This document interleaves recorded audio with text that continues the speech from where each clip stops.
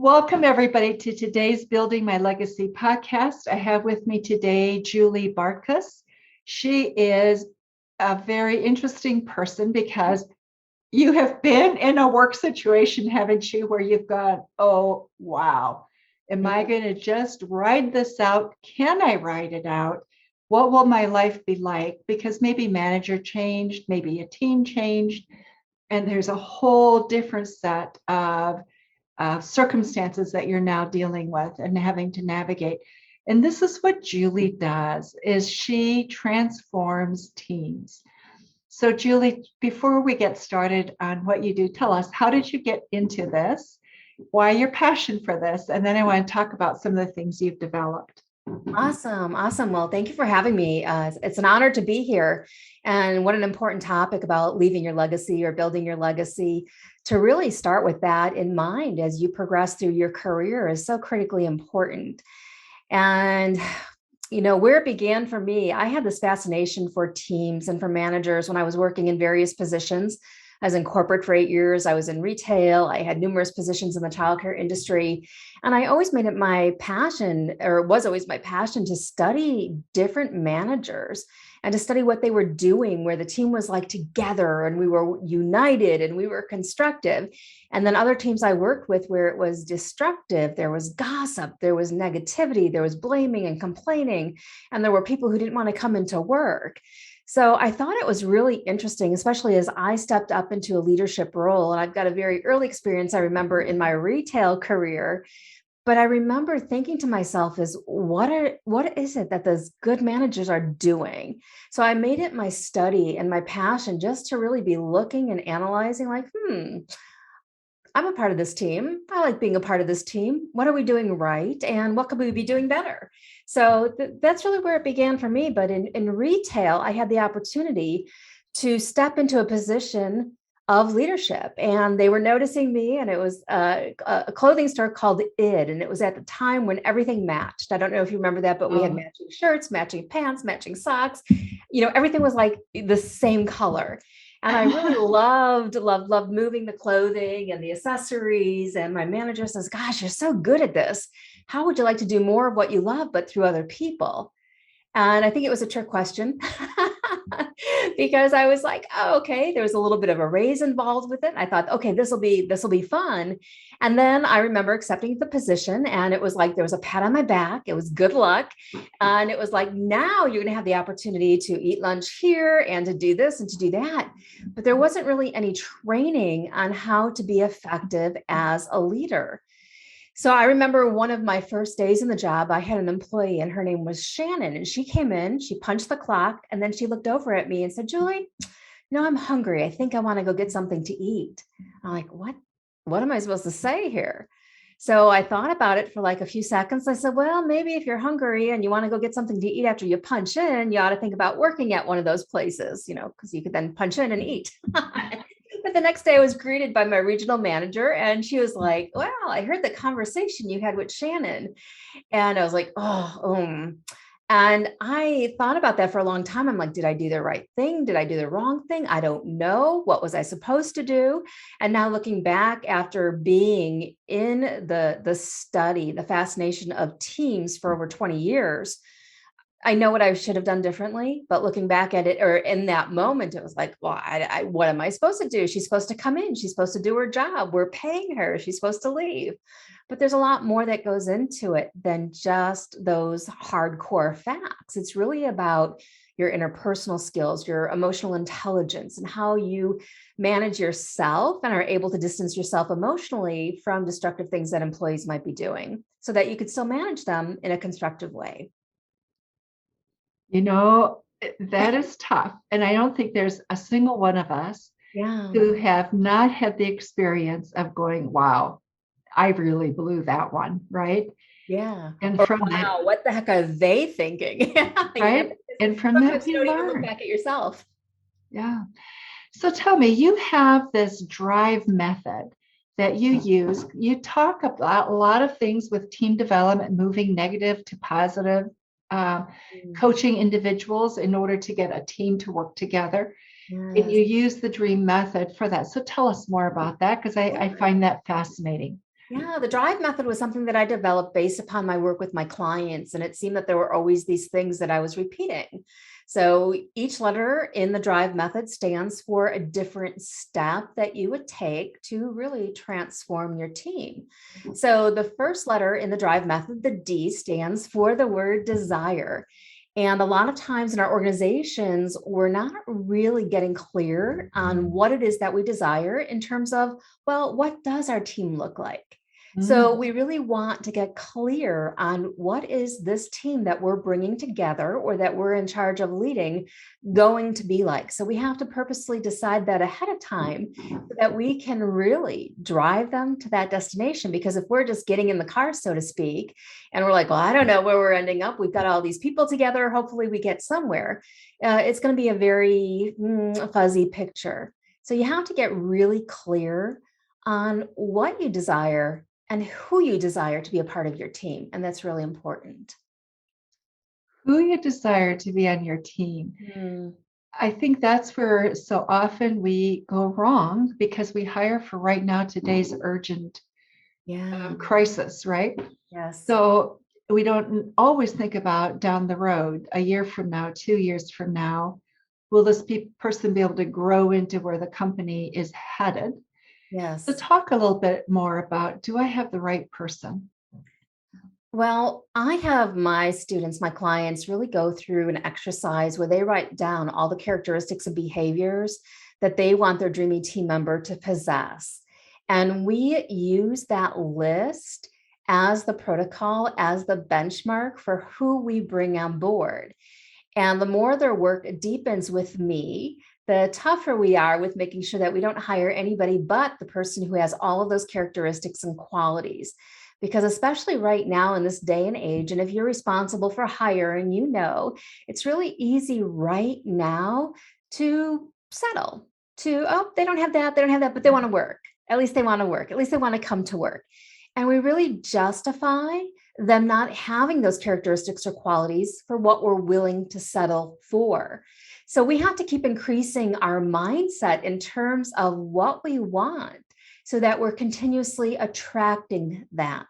And I really believe that we have the power and the ability to attract people and situations to us. But whatever picture we're defining inside of our heads, that's what we're going to be moving closer and closer and closer to us. Got it. Yeah. Whatever And we have in our heads is what we move closer to us. That's fascinating. And it's so mm, true. it really is. And it plays out in many different scenarios. You could even think about an old high school friend that you've been thinking about. Or for me, like even an automobile. I remember in 2012, I was getting ready to buy a new car. And the salesman talked me into test driving and taking home the Chevy Malibu. And I'm like, oh, okay, this is a pretty cool car. It's 2012. The car is a 2013. I don't see Malibus out there anywhere. And then I come back and he's like, so are you going to get the car? I'm like, yeah, okay, decision made. I already moved in, right? The new car smell, took it home for a week. But I signed on the dotted line. And the next thing I know, I started seeing Chevy Malibus everywhere. Yeah. I mean, it even got so bad where I started parking between two Malibus in the airport. I'm like, these cars are like everywhere. I thought I had a unique car. Not to say I don't love it any less. I do. It's a fantastic vehicle. But it's like when you start thinking about it and you're in it and you're driving it and you're experiencing it, you're going to start seeing more of that all around you. And the same thing is true with the staff that you desire. And I know some leaders aren't responsible for hiring the staff, or there's little say they have in that process, but still get clear on who you want, because then you could always make your case like, oh, this is really what we're looking for. This is the objectives I visualize this person achieving. This is how I feel in their energy. And all that's going to make such a difference in your ability to attract those people and have an amazing staff. That is so true, isn't it? Mm. Okay, so we've got D, desire. What is R? Well, so R is right there in alignment with D, and that's responsibility. Oh, Mm. And this one could be a tough pill to swallow because we really have to look in the mirror and take full responsibility for everything that we see transpiring with our staff. So chances are we may have hired them, or we had a say-so in hiring them. We coached them, we didn't coach them, we fired them, we didn't fire them. So we really have to take a look at our team as it is right now and say, you know what? I created this. I created this. Now, if this isn't what I want, and I've identified what I want through desire, I'm going to take responsibility and I'm going to create something different. So then we start with a new mental picture of what we really want to create. And then we start making the transformation happen with our team. So it doesn't mean that we fire everybody and we start brand new, but it does mean that we take a look at who we have in place and think about, are they a dream team member, or is there transformation that needs to happen? And how do I have that direct and positive communication with them so we can transform their performance into a dream team member? Wow. Okay. So that responsibility is also taking the willingness to be honest with yourself, isn't it? Yes, yes. Such an important point. Yes, it's really about being honest. And the cool thing that I like about the work that I do and about the R and the drive method is that it doesn't render you powerless. It doesn't render you a victim. It's really saying, hey, you know what? You are fully empowered to create the reality that you want, including the people that you attract and the people who are around you energetically to fulfill your vision. Wow. So you can energetically fulfill your vision. That's great. Yes. Oh, absolutely. I think that's one of the things that people fear with teams is that they're going to lose their energy, not be energized Hmm. because of the team, how it's constructed, right? Oh, that's so true. That's so true. There's so much fear in our team management, in attracting staff. And I always encourage leaders to think about the fear that they're feeling, because that fear is really detracting you. It's causing you to be derailed from what you really want, from what you really deserve in your leadership career, which is to have people who are on board and excited. And imagine coming into work every day feeling like, woo, I get to work with these people. But instead, a lot of times we're like, oh crap, another day. What's going to unfold? What situation's going to transpire? How am I going to feel tonight? So we're already projecting lack, we're projecting fear, we're projecting the worst case scenario, where if we energetically shift all that through taking responsibility and the IVE in the drive method, then it's going to be a whole different picture, and man, a whole different powerful legacy that we leave. So, okay, now you've introduced it. What is I? So I is for imagination. And Napoleon Hill wrote a book many years ago called Think and Grow Rich. And he revealed some secrets in that book about how people during the times of the Depression became millionaires. And some people had businesses that were collapsing and crumbling, while other people were like, woo, I have $1 million business now during this time. And he said that the two biggest keywords, one was desire, which was my D, which I'm a huge fan of.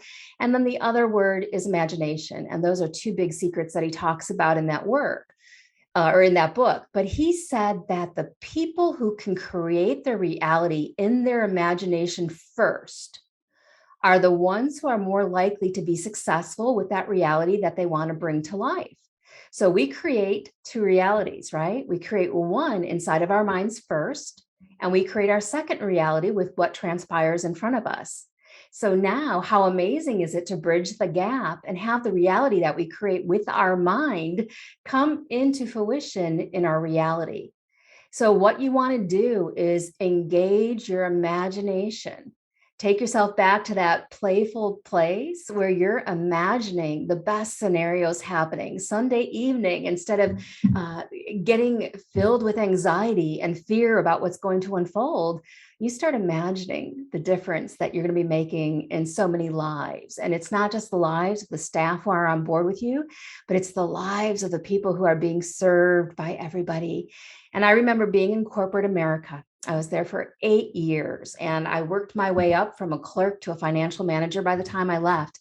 And I remember being there at times, especially at the end of the year until midnight, 1 o'clock in the morning, balancing budgets to the exact penny. And there was a breakthrough time in that career where I thought to myself, well, why am I doing this?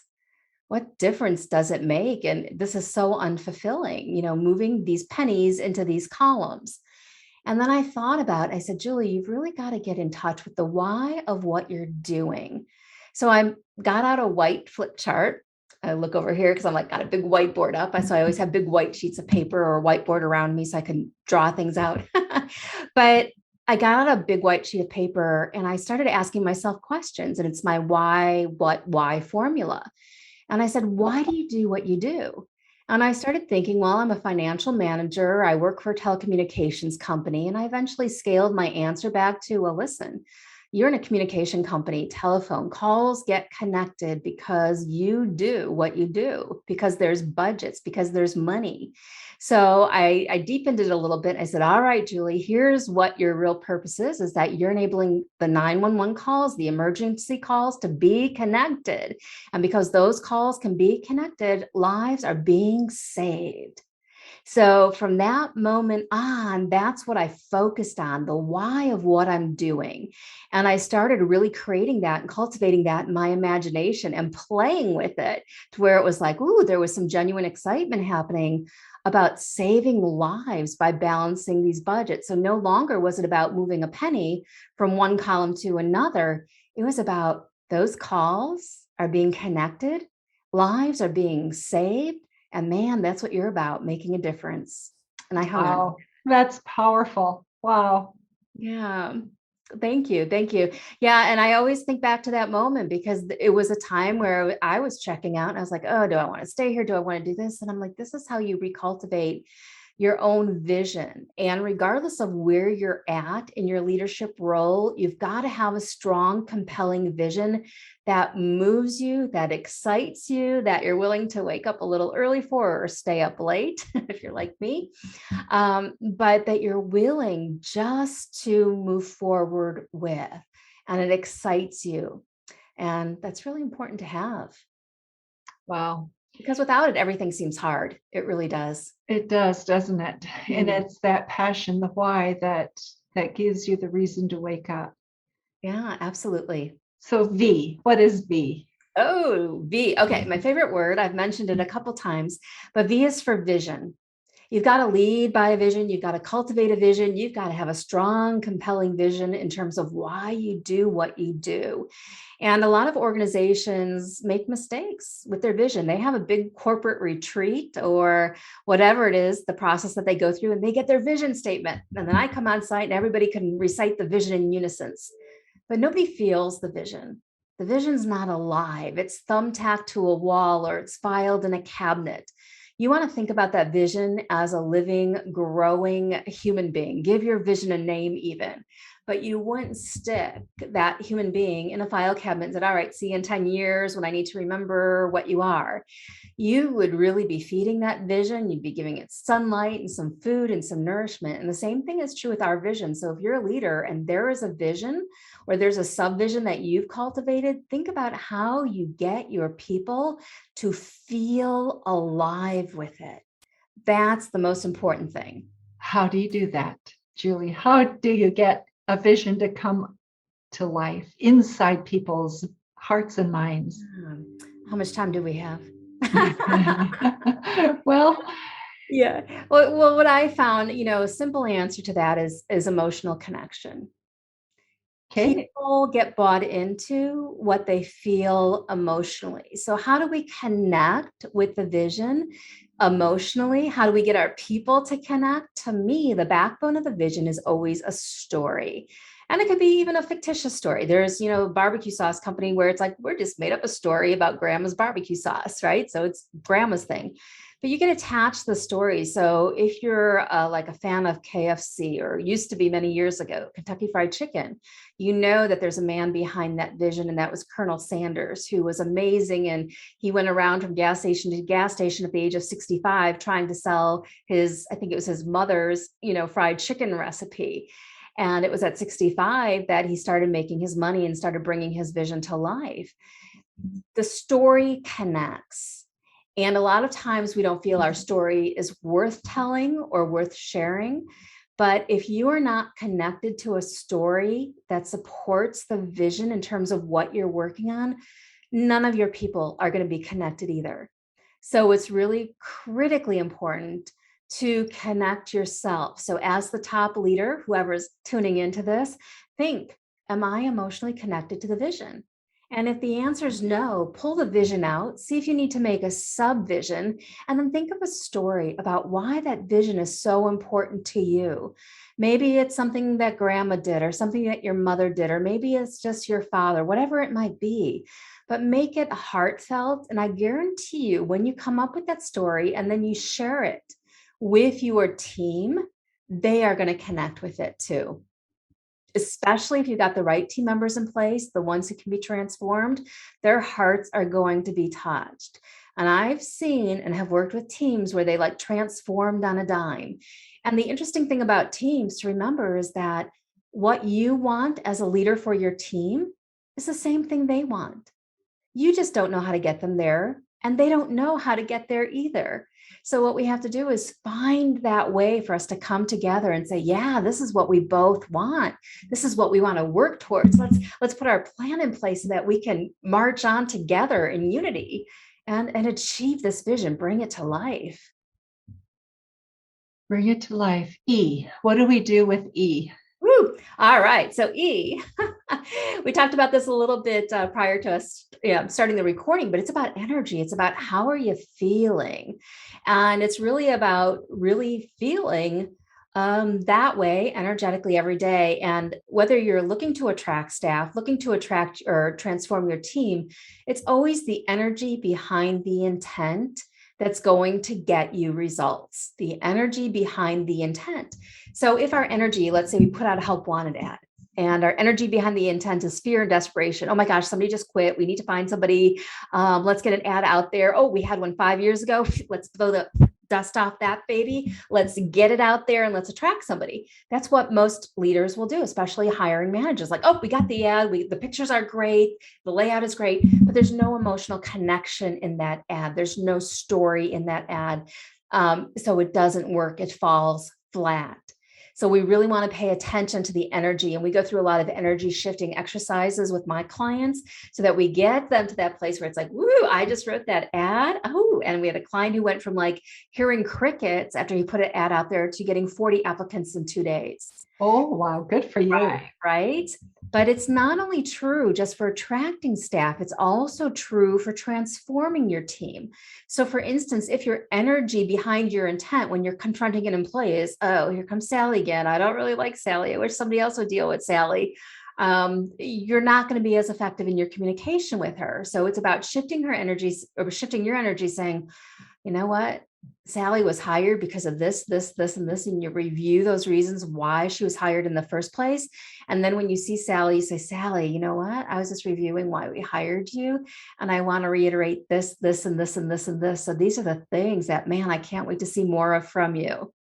So you reiterate the energy, you reiterate the expectation, but you come from a place of sincere, positive energy and a vision for each person who you're managing. And I tell you what, that is going to make such a difference, not only in their life, but in also how you feel. Because imagine authentically and genuinely feeling excited for what your people are going to be accomplishing today, for the problems or the challenges that you're going to help people overcome in a very constructive way. You know, I think that to me is the art of management. Yes. Right. And I think that is something people are hungry for. And we have lost it in terms of our training of our managers, our leaders as they move in the company. Yes. Too easy to dismiss somebody, leave a hole, hire quickly, and then you kind of get back in the same vicious cycle. Oh, yeah. It's like a repeating pattern. And there's some organizations that call me and they're like, we've gotten really good at bringing people in. So they could 5 new people, 5 new people, 5 new people. But guess what's happening at the same time? 3 are turning over, 3 more turnover. So it's kind of like we're always in this churn of bringing new people in and we're losing. But wouldn't it be magical to bring the right people in and to not just retain them, engage them? Engage them with the vision so that if they do have to leave, they write a teary, sappy goodbye letter. I can't believe I have to go. But they write that kind of letter because they are just so involved mentally with the vision.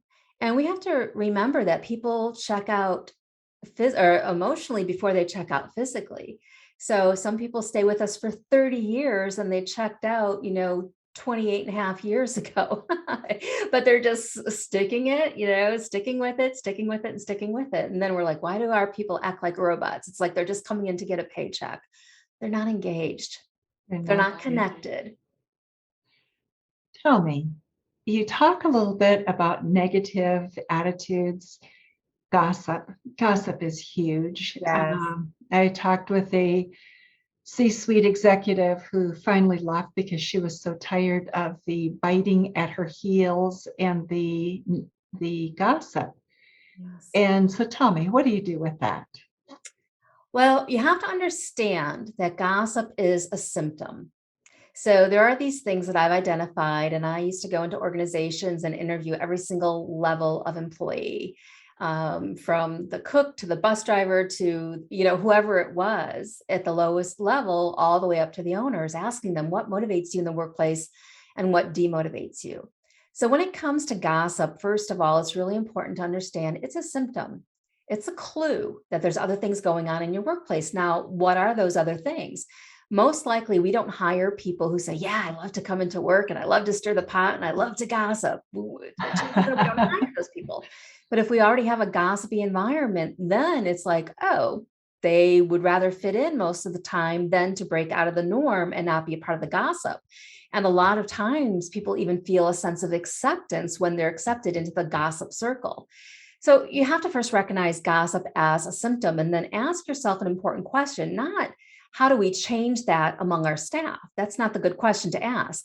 But the right question to ask is, what as leaders do we need to do more of or differently so we get a different result in our staff? So when we look at a lot of leadership behaviors that transpire, it's like one little thing can lead to a whole chain reaction of destructive events. And this is what I call staff demotivators. And it's where there's something that's modeled at the very top of the organization downward that causes a chain reaction of destructive events to unfold.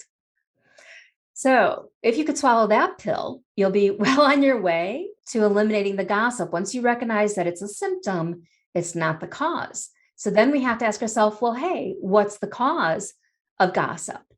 And there's lots of different things that we can look at, like maybe lack of follow through from a leader. That can lead to gossip. Maybe double standards between what you say and what you do, like, oh, no personal chit chat at work, but then you have a tough day, you go into your office, close the door, and everybody knows not to talk to you for a while. So there's a whole list of these things that we can go through. But when I talk to a leader, we quickly get to that place of the root cause. So you know what's causing the destructive behaviors that you're experiencing. But a lot of leaders, that takes a lot of digging a little deep and being willing, like I said, to swallow that pill. And it can be a tough one. But a lot of times in organizations, we're trying to fix staff, fix them, they're broken, fix them, they're broken. Let me know when they're fixed. Or we're trying to put Band-Aids over things. We have gossip, so we put a Band-Aid over it. Okay, we're going to do a team building activity. That's going to get everybody communicating. That's going to get everybody liking each other. So that's one Band-Aid. And then, okay, that lasted a week. Now we're going to put another Band-Aid over it.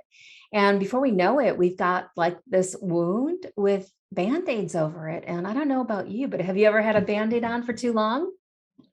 Well, they start to fall off. Yeah. But if you have it on, and maybe it's one of those watertight Band-Aids, and I've done this, it's like you left it on a little too long, you pull that sucker off, you're left with just kind of like a bloody pussy mess. And that's what's happening in our organizations is finally we get to the point where it's like, all right, you know what? I just can't put Band-Aids on things anymore. So we tear the Band-Aid off. It's like, whoa, that looks a little bit messy. And it can be. But also transformation can happen very quick when you implement the right strategy.